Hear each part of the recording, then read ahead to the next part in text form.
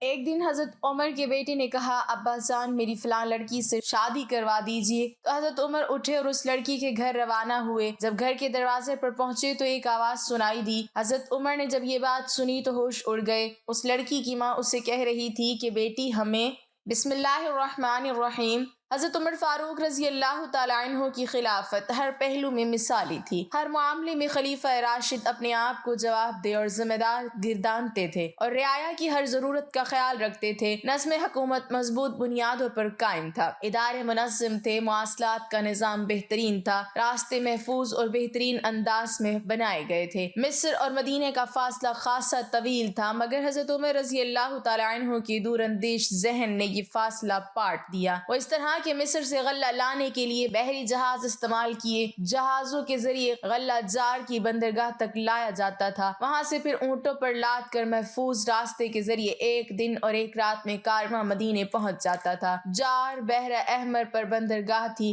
حضرت عمر رضی اللہ تعالیٰ عنہ سے قبل مصر سے حجاز تک سارا سفر صحرا اور خشکی کے ذریعے ہوتا تھا، جو بڑا تکلیف دہ اور خطرات سے گھرا رہتا اور اس میں کافی مدت بھی لگتی تھی۔ حاجت مندوں کے لیے حضرت عمر رضی اللہ تعالیٰ عنہ کا دروازہ ہر وقت کھلا رہتا تھا۔ جو شخص آتا اس کی داد رسی کی جاتی تھی، کسی کو کسی دوسرے پر فضیلت نہ تھی۔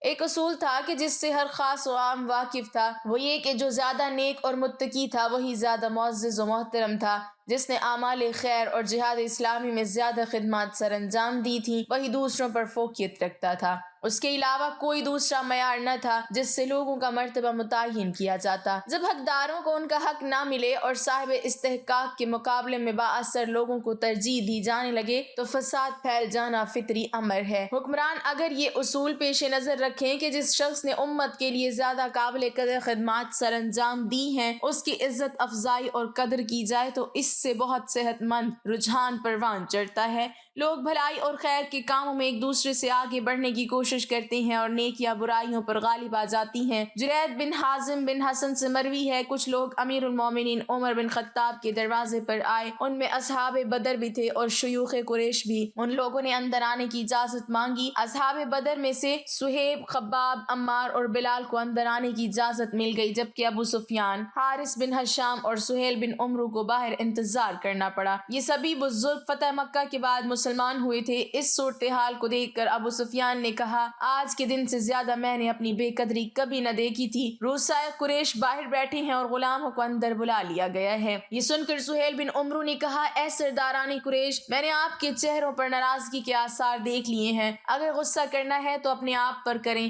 سارے لوگوں کے سامنے اسلام کی دعوت پیش کی گئی تھی اور آپ کو بھی مخاطب کیا گیا تھا۔ وہ لوگ جلدی سے آگے بڑھے اور آپ پیچھے رہ گئے۔ آپ کو اس دروازے سے ان کا پہلے داخل ہونا ناگوار گزر رہا ہے۔ خدا کی قسم یہ تو کوئی بات نہیں، وہ تو اپنے درجات کی بلندی میں آپ سے اتنے آگے بڑھ گئے ہیں کہ اگر آپ اس کا احساس کریں تو اپنی محرومی پر کف افسوس ملتے رہ جائیں۔ پھر مزید کہا، اے لوگو، یہ سب اللہ کی راہ میں جہاد اور سبقت اسلام کی وجہ سے آپ سے آگے بڑھ گئے ہیں۔ اب آپ کے لیے ایک ہی راستہ ہے کہ ترقی مافات کر سکیں اور وہ جہاد کا راستہ ہے۔ شاید اللہ تعالیٰ آپ کو شہادت کا رتبہ عطا کر کے آپ کے درجات بلند فرما دے۔ حضرت سہیل اس کے بعد اسلامی لشکروں کے ساتھ شام میں جا شامل ہوئے اور میدان جہاد میں شہادت پائی۔ جرید بن حازم بن حسن ان کے بارے میں مدرجہ ذیل واقعہ بیان کرنے کے بعد کہا کرتے ہیں، اللہ کی قسم سہیل نے سچ کہا، جو بندہ اللہ کی طرف تیزی سے آگے بڑھ جائے بھلا اس کے برابر دعوت کو ٹھکرا دینے والا کیسے ہو سکتا ہے۔ کسی شخص کے قرب اور دوری اور تقدیم و تاخیر کے لیے یہ معیار قائم ہو جائے تو سمجھیے کہ معاشرہ ٹھیک سمت میں جا رہا ہے۔ اگر کسی کا ذاتی جاہ و مال، مادی قوت اور گروہ بندی ہی امتیاز کی وجہ بن جائے تو یہ کھلے بگاڑ کا راستہ ہے۔ اصل چیز کردار اور اعمال صالح ہیں، نہ کہ حسب نسب اور ٹھاٹ باٹ۔ قرآن میں فرمایا گیا ہے، جب کسی نے ذرہ برابر نیکی کی وہ اسے دیکھ لے گا اور جس کسی نے ذرہ برابر برائی کی وہ بھی اسے دیکھ لے گا۔ ایک مرتبہ حضرت عمر رضی اللہ تعالیٰ عنہ خود رجسٹر اٹھائے بنو خزاعیہ کے پاس قدید پہنچے اور ان کے وظیفے انہیں دیتے ہوئے فرمایا، یہ ان کا حق ہے، انہیں اپنا یہ حق وصول کر کے اتنی خوشی نہیں ہوئی ہوگی جتنی مجھے ادا کر کے ہو رہی ہے۔ تم لوگ میری تعریف نہ کرو، میں نے کیا تیر مارا ہے، بس اتنا فرض ادا کیا ہے، یہ عظمت کردار کہاں مل سکتی ہے۔ سربراہ مملکت اپنی پشت پر سامان لادے لوگوں تک پہنچتا ہے،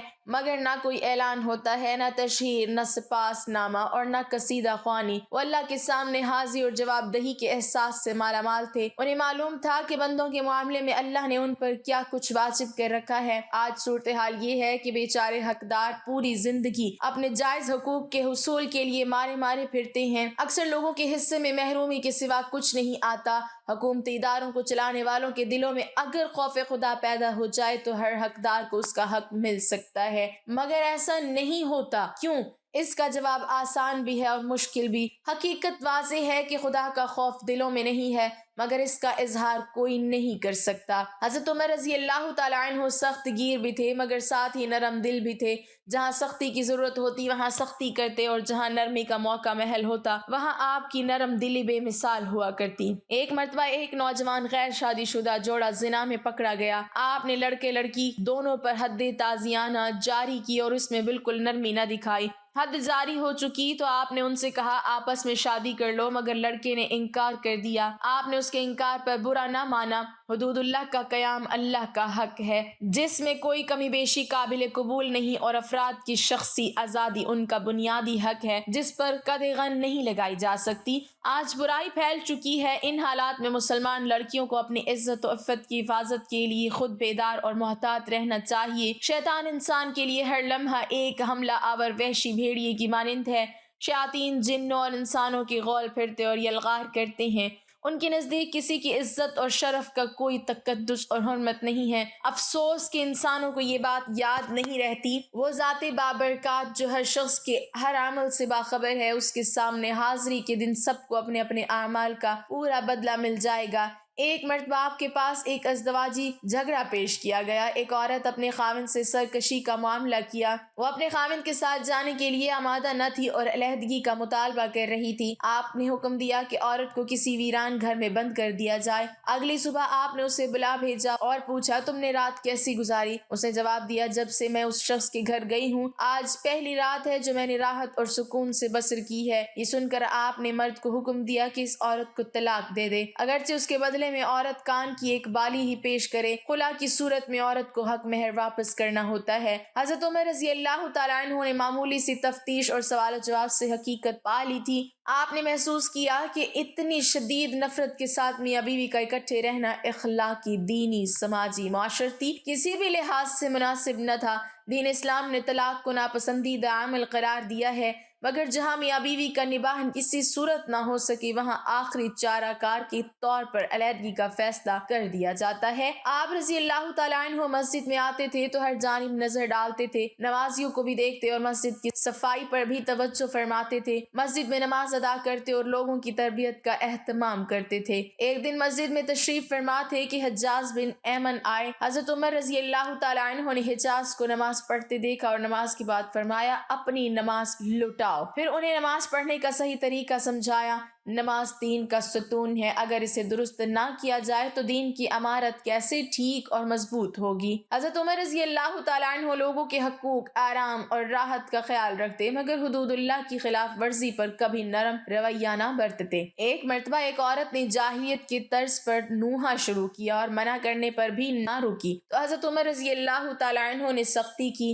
اسی طرح حضرت ابوبکر رضی اللہ تعالیٰ عنہ کے ایک بیٹی کی وفات پر حضرت ابوبکر رضی اللہ تعالیٰ عنہ کی ایک بیٹی نے بین شروع کر دیا۔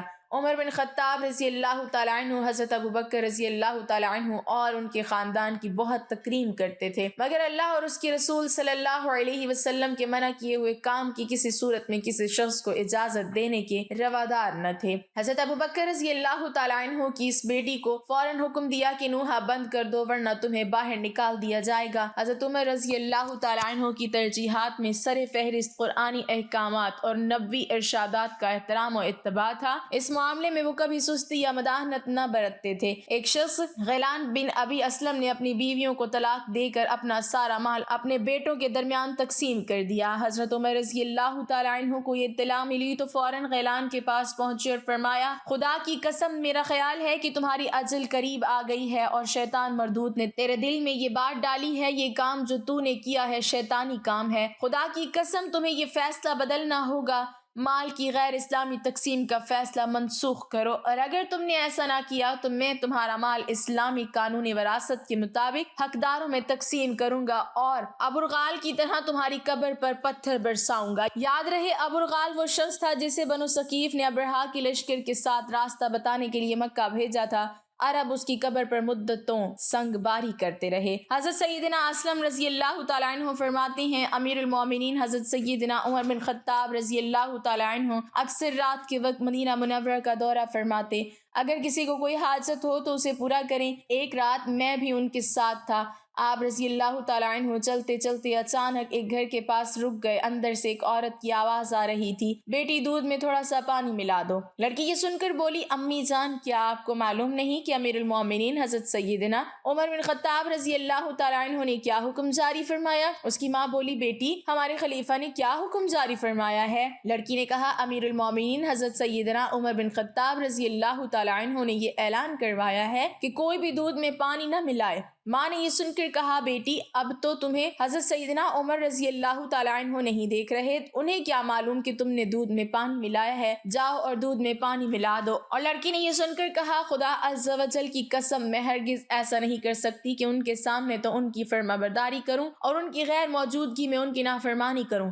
اس وقت اگرچہ مجھے امیر المومنین حضرت سیدنا عمر بن خطاب رضی اللہ تعالیٰ عنہ نہیں دیکھ رہے، لیکن میرا رب عز و جل تو مجھے دیکھ رہا ہے، میں ہرگز دودھ میں پانی نہیں ملاؤں گی۔ امیر المومنین حضرت سیدنا عمر فاروق اعظم رضی اللہ تعالیٰ عنہ نے ماں بیٹی کے درمیان ہونے والی تمام گفتگو سن لی تھی۔ آپ رضی اللہ تعالیٰ عنہ نے مجھ سے فرمایا، اے اسلم رضی اللہ تعالیٰ عنہ اس گھر کو اچھی طرح پہچان لو۔ پھر آپ رضی اللہ تعالیٰ عنہ رات اسی طرح گلیوں میں دورہ کرتے رہے۔ جب صبح ہوئی تو آپ نے مجھے اپنے پاس بلایا اور فرمایا کہ اسلم اس گھر کی طرف جاؤ اور معلوم کرو کہ یہاں کون کون رہتا ہے، اور یہ بھی معلوم کرو کہ وہ لڑکی شادی شدہ ہے یا کنواری۔ حضرت سیدنا اسلم رضی اللہ تعالیٰ عنہ فرماتے ہیں، میں اس گھر کی طرف گیا اور ان کے بارے میں معلومات حاصل کی تو پتہ چلا کہ اس گھر میں ایک بیوہ عورت اور اس کی بیٹی رہتی ہے، اور اس کی بیٹی کی ابھی تک شادی نہیں ہوئی۔ معلومات حاصل کرنے کے بعد میں حضرت سیدنا عمر رضی اللہ تعالیٰ عنہ کے پاس آیا اور انہیں ساری تفصیل بتائی۔ آپ رضی اللہ تعالیٰ عنہ نے فرمایا، میرے ان تمام صاحبزادوں کو میرے پاس بلا کر لاؤ۔ جب سب آپ رضی اللہ تعالیٰ عنہ کے پاس جمع ہو گئے تو آپ رضی اللہ تعالیٰ عنہ نے ان سے فرمایا، کیا تم میں سے کوئی شادی کرنا چاہتا ہے؟ حضرت سیدنا عبداللہ بن عمر رضی اللہ تعالیٰ عنہ اور حضرت سیدنا عبد الرحمن رضی اللہ تعالیٰ عنہ نے عرض کی، ہم تو شادی شدہ ہیں۔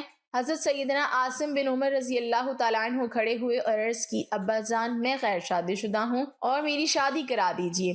چنانچہ آپ رضی اللہ تعالیٰ عنہ نے اس لڑکی کو اپنے بیٹے سے شادی کے لیے پیغام بھیجا، جو اس نے بخوشی قبول کر لیا۔ اس طرح حضرت سیدنا عاصم رضی اللہ تعالیٰ عنہ کی شادی اس لڑکی سے ہو گئی اور ان کے ہاں ایک بیٹی پیدا ہوئی، جس سے حضرت سیدنا عمر بن عبدالعزیز رضی اللہ تعالیٰ عنہ کی ولادت ہوئی۔ اللہ پاک ہمیں بہتر عمل کرنے کی توفیق عطا فرمائے اور ہمیں نیکوکاروں میں شامل کرے، آمین۔ ناظرین، کمنٹ باکس میں اللہ تعالیٰ کے 99 ناموں میں سے ایک نام ضرور ٹائپ کریں۔